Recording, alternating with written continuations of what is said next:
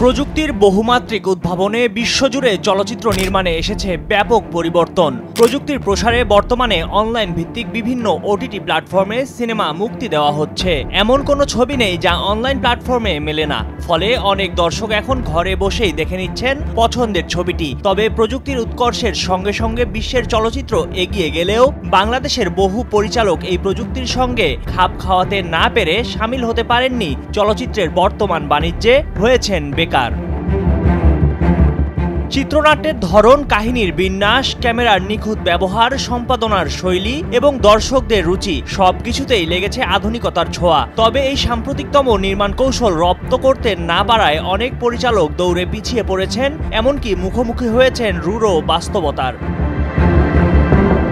খোঁজ নিয়ে জানা যায়, বাংলাদেশ চলচ্চিত্র পরিচালক সমিতির স্থায়ী সদস্যের সংখ্যা ৩৯৫ আর অস্থায়ী সদস্য ১৫০ জন। সব মিলিয়ে দেশে তালিকাভুক্ত পরিচালকের সংখ্যা ৫৪৫। এর মধ্যে উল্লেখিত কারণে ৪ শতাধিক পরিচালক এখন বেকার। ১৯৮১ সালে যাত্রা শুরু করে বাংলাদেশ চলচ্চিত্র পরিচালক সমিতি। বর্তমানে সংগঠনটির আজীবন সদস্য রয়েছেন ১৯ জন।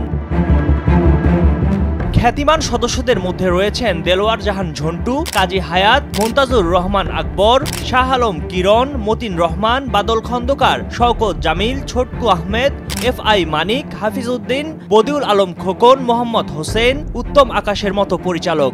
একসময় রূপালী জগৎ মাতিয়ে রাখা নাম করা এসব পরিচালক এখন বেকার। Double million offer, Walton fridge কিনে পেতে পারেন ২০ লক্ষ টাকা, রয়েছে কোটি কোটি টাকার নিশ্চিত উপহার।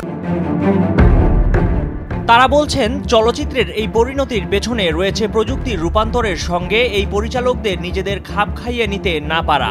এছাড়া পেশাদার প্রযোজক না থাকা, পছন্দের নায়ক নায়িকার শিডিউল না পাওয়া, সর্বোপরি তাদের নির্মিত সিনেমার দর্শক কমে যাওয়া।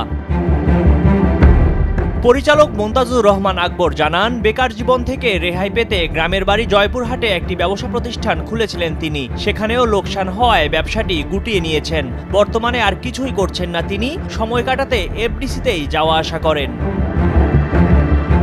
পরিচালক জামস কাজল জানান, ১৯৯৪ সালে এক বুক স্বপ্ন নিয়ে বগুড়ার শেরপুর থেকে ঢাকায় আসেন। মা আমার বেহেশত নামের একটি ছবি নির্মাণ করতে গিয়ে শুরুতেই হোঁচট খান তিনি। ব্যবসা সফল হয়নি ছবিটি। এরপর তিনি আর ঘুরে দাঁড়াতে পারেননি। বর্তমানে অবক্ষয় নামে একটি ছবি বানাচ্ছেন তিনি। এর জন্য ১৫ লাখ টাকা ঋণ করেছেন। জামস কাজল বলেন, অনেক পরিচালক ভূমিহীন। সরকারের কাছে ভূমির জন্য আবেদন করার প্রস্তুতি নেওয়া হচ্ছে।